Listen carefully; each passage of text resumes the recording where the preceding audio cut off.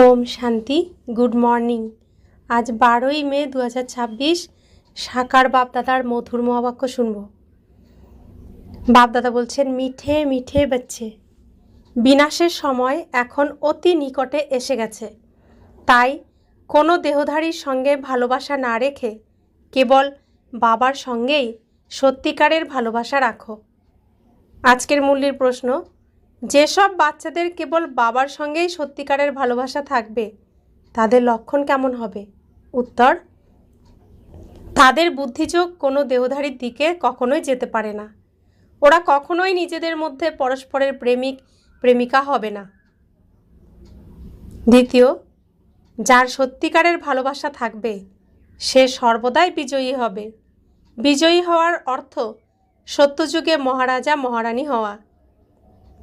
তৃতীয়ত, প্রীতবুদ্ধি সম্পন্ন বাচ্চারা সর্বদা বাবার কাছে সৎ থাকে, কিছুই লুকাতে পারে না। চতুর্থত, প্রতিদিন অমৃতবেলায় উঠে ভালোবেসে বাবাকে স্মরণ করবে। পঞ্চমত, দধিচি ঋষির মতো সেবাতে অস্থি অর্পণ করবে। ষষ্ঠত, তাদের বুদ্ধি দুনিয়ার কথাবার্তায় ঘোরাফেরা করবে না। তো এ হচ্ছে সত্যিকারের বাবার রাইট হ্যান্ড বাচ্চার নিদর্শন, লক্ষণ। এখন আমি তার মধ্যে পড়ি কিনা, আমার মধ্যে এই লক্ষণ আছে কিনা নিজেকে দেখতে হবে। আজকের মুরলির প্রথমে গীত বেজেছে, তিনি কখনোই আমার থেকে আলাদা হবেন না, না ও হামসে জুদা হোঙ্গে না জুদা হোঙ্গে হাম। ওম শান্তি। ব্রহ্মার মুখজাত বংশাবলী ব্রাহ্মণ কুলভূষণ বাচ্চারা এই রকম প্রতিজ্ঞা করছে, কারণ তাদের ভালোবাসা কেবল বাবার সঙ্গেই রয়েছে। তোমরা জানো যে এটা বিনাশের সময়। বাবা বাচ্চাদেরকে বোঝাচ্ছেন যে বিনাশ তো অবশ্যই হবে। বিনাশের সময়ে যার বাবার সঙ্গে ভালোবাসা থাকবে সেই বিজয়ী হবে, অর্থাৎ সত্যযুগের মালিক হবে। শিব বাবা বুঝিয়েছেন, রাজা এবং প্রজা উভয়েই সত্যযুগের মালিক হবে, কিন্তু তাদের পদমর্যাদার মধ্যে অনেক পার্থক্য রয়েছে।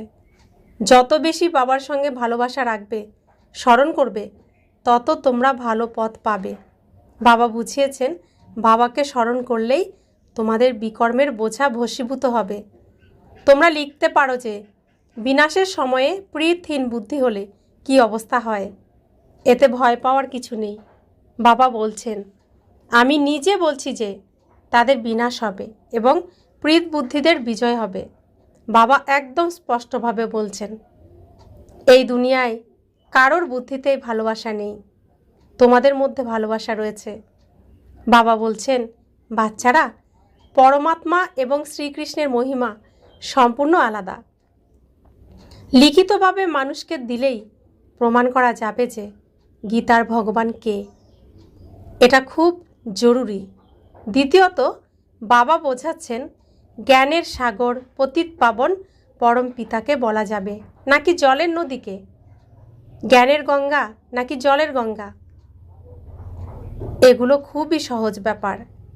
দ্বিতীয় কথা হলো, যখন প্রদর্শনীর আয়োজন করো তখন দুনিয়ার গীতা পাঠশালার মানুষদেরকে সবার আগে আমন্ত্রণ জানানো উচিত।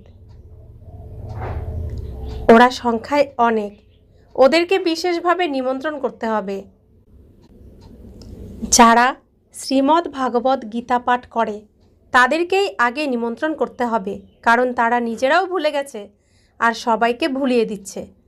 তাদেরকে আমন্ত্রণ জানিয়ে বলতে হবে যে এখানে এসে নিজেই বিচার করুন এবং তারপর আপনার যা মনে হয় আপনি করবেন। তখন মানুষ জানবে যে যারা গীতা পাঠ করে এরা তাদেরকেই নিমন্ত্রণ করে। হয়তো এরা গীতা নিয়েই প্রচার করে। গীতার দ্বারা স্বর্গই স্থাপন হয়েছিল, গীতার অনেক মাহাত্ম্য রয়েছে, কিন্তু এটা ভক্তি মার্গের ওই গীতা নয়। বাবা বলছেন, আমি তোমাদেরকে কেবল সত্যিটাই বলছি। মানুষ এর যেমনভাবে অর্থ ব্যাখ্যা করেছে সেটা একেবারেই ভুল। কেউই সত্য বলতে পারে না, কেবল আমিই সত্য বলি। পরমাত্মাকে সর্বব্যাপী বলে দেওয়া ঠিক নয়। এদের সকলের বিনাশ হবে, প্রতি কল্পেই হয়েছে। তোমাদেরকে প্রথমে এই মুখ্য বিষয়টাই বোঝাতে হবে। বাবা বলছেন, এই বিনাশের সময়ে ইউরোপের যাদব সম্প্রদায়ের বুদ্ধিও পৃথিন, বিনাশের জন্য ভালোভাবে প্রস্তুতি নিচ্ছে, কিন্তু বুদ্ধি পাথরের মতো হওয়ার কারণে বুঝতেই পারে না। তোমাদের বুদ্ধিও পাথরের মতো ছিল, এখন পরশ বুদ্ধি সম্পন্ন হতে হবে। বুদ্ধি পরশের মতোই ছিল, কিন্তু কিভাবে পাথর হয়ে গেল? কত আশ্চর্যের, তাই না? বাবাকে তো নলেজফুল, মার্সিফুল বলা হয়, কিন্তু যে নিজেরই কল্যাণ করতে জানে না, সে কিভাবে অন্যের কল্যাণ করবে? যে জ্ঞান ধারণ করে না, সে সেরকমই পদ পাবে। যারা সার্ভিসেবল তারাই উঁচু পদ পাবে। বাবা তাদেরকেই ভালোবাসেন। পুরুষার্থের ক্রম অনুসারে হয়ে থাকে। কেউ কেউ তো এটাই বুঝতে পারে না যে আমার বুদ্ধিতে বাবার প্রতি ভালোবাসা না থাকার কারণে আমার পদপ্রাপ্তি হবে না। নিজের সন্তান হোক কিংবা সৎ সন্তান, বিনাশের সময়ে যদি বুদ্ধিতে ভালোবাসা না থাকে, বাবাকে ফলো না করে, তাহলে ওখানে গিয়ে কম পদ পাবে। দিব্য গুণও থাকতে হবে। কখনোই মিথ্যে কথা বলা উচিত নয়। বাবা বলছেন, আমি সত্য কথাই বলছি যে যারা আমার সঙ্গে ভালোবাসা রাখবে না, তাদের পদপ্রাপ্তি হবে না। চেষ্টা করে 21 জন্মের সম্পূর্ণ উত্তরাধিকার নিতে হবে। অতএব প্রদর্শনী কিংবা মেলায় সবার আগে দুনিয়ার গীতা পাঠশালার ব্যক্তিদেরকেই নিমন্ত্রণ করতে হবে, কারণ তারা সবাই ভক্ত। যারা গীতা পাঠ করে তারা অবশ্যই শ্রীকৃষ্ণকে স্মরণ করে, কিন্তু কিছুই বোঝে না। শ্রীকৃষ্ণ তো বাঁশি বাজিয়েছিল, কিন্তু রাধা কোথায় গেল? সরস্বতীর হাতে বীণা দেখানো হয়েছে, আর শ্রীকৃষ্ণের হাতে মুরলি। মানুষ বলে আমাদেরকে আল্লাহ জন্ম দিয়েছেন, কিন্তু আল্লাহকে চেনে না। ভারতেরই কাহিনী। ভারতেই দেবী দেবতাদের রাজত্ব ছিল। মন্দিরে ওদের ছবিকে পূজা করা হয়। অন্যান্য রাজাদের মূর্তি তো বাইরে রাখা থাকে, যার উপর পাখিরা কত নোংরা করে দেয়। লক্ষ্মীনারায়ণ, রাধাকৃষ্ণ ইত্যাদিকে কত ফার্স্ট ক্লাস জায়গায় বসানো হয়। ওদেরকে মহারাজা মহারানী বলা হয়, ইংরেজিতে কিং। কত লক্ষ লক্ষ টাকা খরচ করে মন্দির বানানো হয়, কারণ ওরা পবিত্র মহারাজা ছিল। যেমন রাজারানী পূজনীয় ছিল, সেরকম প্রজারাও ছিল। তোমরাই পূজনীয় থেকে পূজারী হয়ে যাও।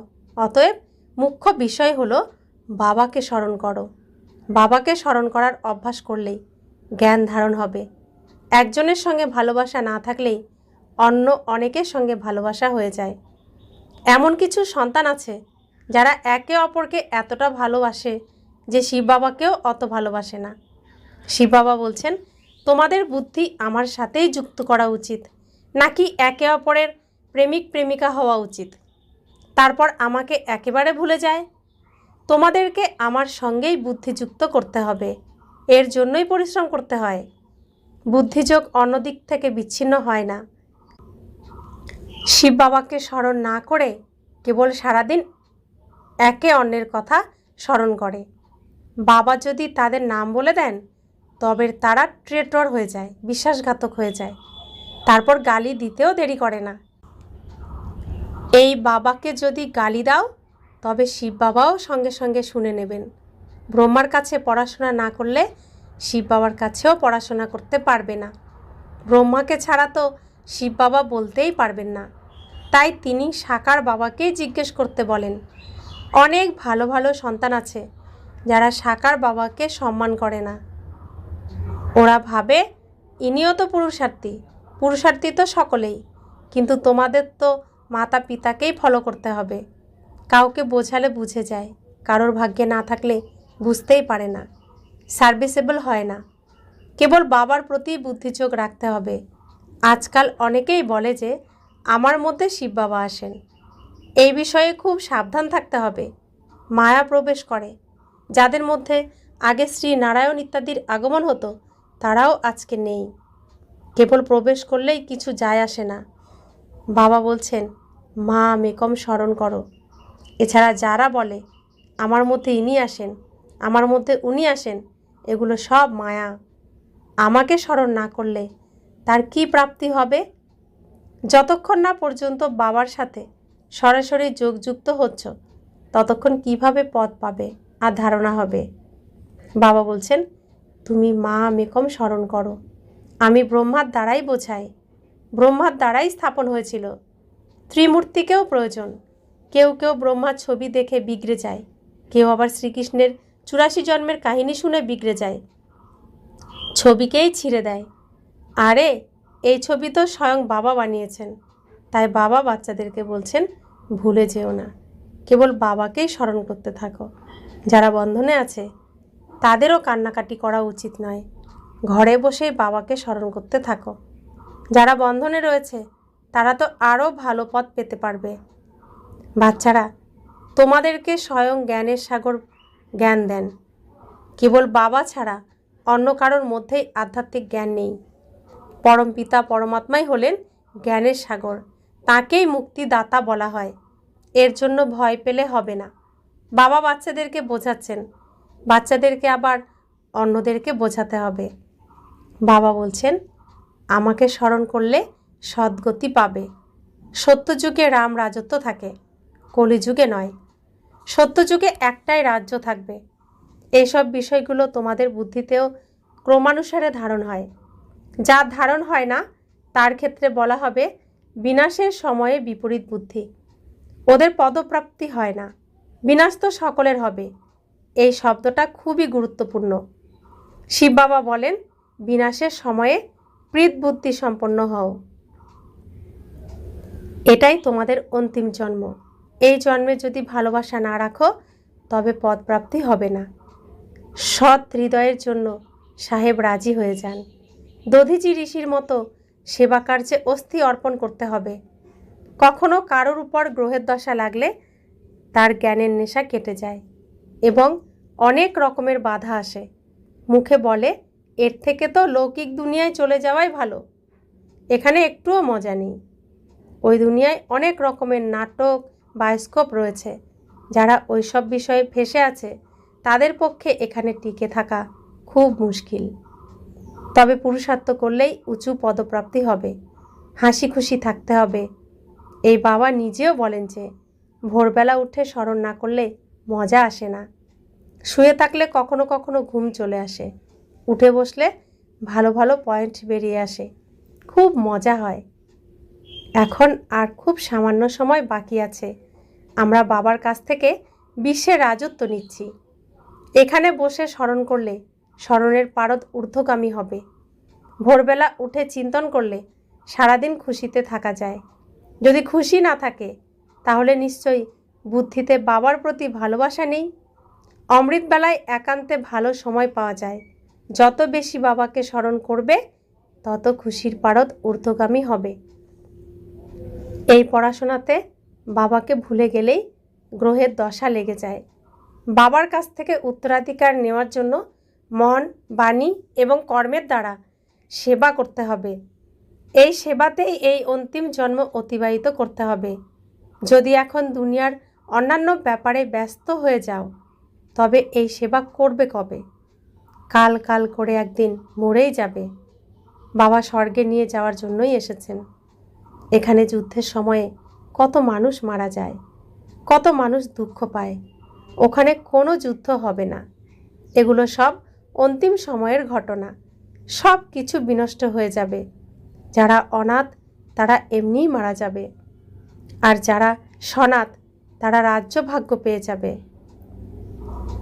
প্রদর্শনীতে বোঝাতে হবে যে আমরা নিজের উপার্জনের দ্বারা নিজের শরীর, মন এবং সম্পত্তি দিয়ে নিজের রাজত্ব স্থাপন করছি। আমরা ভিক্ষা করি না, তার কোনো প্রয়োজন হয় না। অনেক ভাই বোন একসাথে রাজধানী স্থাপন করছে। আপনারা কোটি কোটি টাকা সঞ্চয় করেও নিজের বিনাশ করছেন, আর আমরা প্রত্যেকটা পয়সা জমা করে বিশ্বের মালিক হচ্ছি। কত আশ্চর্যের ব্যাপার। বাবা রাবণের সন্তান আর নিজের সন্তান। যেসব বাচ্চারা বাবাকে মানছেনই না, রাবণকেই পিতা মানছেন, রাবণের আচরণেই চলছেন, বাবা তাদের জন্যও বলছেন বাবার সব বাচ্চার প্রতি কত ভালোবাসা, বাবাকে গালি দিচ্ছেন তবুও ভালোবাসা। अच्छा मीठे मीठे सिखिलते बच्चों प्रति माता पिता बाप दादा का याद प्यार और गुड मॉर्निंग। रूहानी बाप की रूहानी बच्चों को नमस्ते।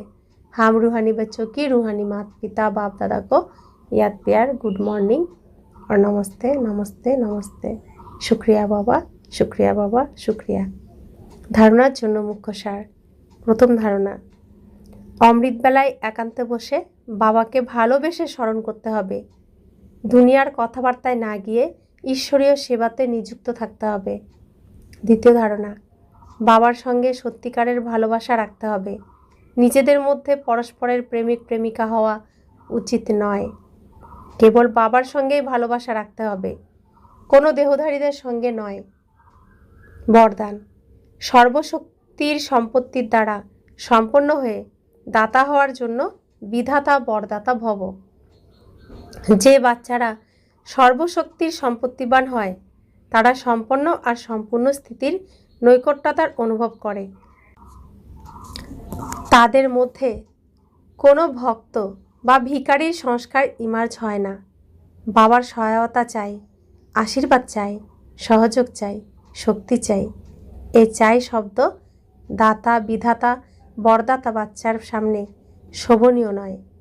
তারা তো বিশ্বের প্রত্যেক আত্মাকে কিছু না কিছু দান বা বরদানের দাতা হয়। তো বাবার সম্পত্তি আমার সম্পত্তি, বাবার সুখ আমার সুখ, বাবার শান্তি আমার শান্তি, বাবার পবিত্রতা আমার পবিত্রতা, বাবার আনন্দ আমার আনন্দ, বাবার প্রেম আমার প্রেম, বাবার জ্ঞান আমার প্রেম, আমার অর্থাৎ আমি আত্মার জ্ঞান, বাবার শক্তি তো আমি আত্মার শক্তি, যা বাবার তা আমার। তো আমাকে আলাদা করে চাইতে হবে না। তো আমি সুখী, সুখস্বরূপ আত্মা। তো আমি কিসে সুখ পাবো সে বাবা জানেন। তো সেই সুখের সব কিছুর ব্যবস্থা করার দায়িত্ব বাবার। তাই চাই চাই করবে না, নিজের ভান্ডার নিজে ইউজ করো এবং অন্যকেও দান করো, কিছু না কিছু দিতে থাকো। স্লোগান, প্রত্যেক আত্মাকে কোনো না কোনো প্রাপ্তি করানোর বচনই হলো সত্য বচন। অব্যক্ত ইশারা, সদা অবিচল অনড় একরস স্থিতির অনুভব করো। যে যতই নড়ানোর চেষ্টা করুক তোমরা অচল থাকো। পরিস্থিতি শ্রেষ্ঠ নাকি স্বস্থিতি শ্রেষ্ঠ? কখনো পরিস্থিতি আক্রমণ করে না তো? চিন্তা করো, এই পরিস্থিতি পাওয়ারফুল নাকি স্বস্থিতি পাওয়ারফুল? তো এই স্মৃতির দ্বারা দুর্বল থেকে শক্তিশালী হয়ে যাবে। যেরকম তোমরা তপস্বীরা একরস স্থিতিতে একাগ্র হও, সেখানে হঠযোগীরা এক পায়ে দাঁড়িয়ে যায়। তো কোথায় একরস স্থিতি আর কোথায় এক পায়ে স্থির থাকা পার্থক্য হয়ে যায়, তাই না? তো বাবা বলছেন যে যারা তপস্যা করেন তারা এক পায়ে দাঁড়িয়ে তপস্যা করতে থাকেন। তো সেটা কত কষ্টকর, তবু তারা নিজের সিদ্ধান্তে স্থির থাকে। তাই ধৈর্য, শৌর্য, সমানোর গুণ, সমস্ত গুণ তাদের মধ্যে এসে যায় আর তারা নিজেরা সফলও হয়ে যায়। তো বাবা বলছেন তাহলে তোমরা কি পারবে না মনকে একাগ্র করে এক জায়গায় স্থির হতে? তা আমাদের তো মনকে স্থির করতে হবে না, এত কষ্ট করে কোনো তপস্যা করতে হবে। মনকে স্থির করারই তপস্যা করতে হবে। আমি মাস্টার সর্বশক্তিমান আত্মা, আমি অচল অঢল স্থির আত্মা। ওম শান্তি।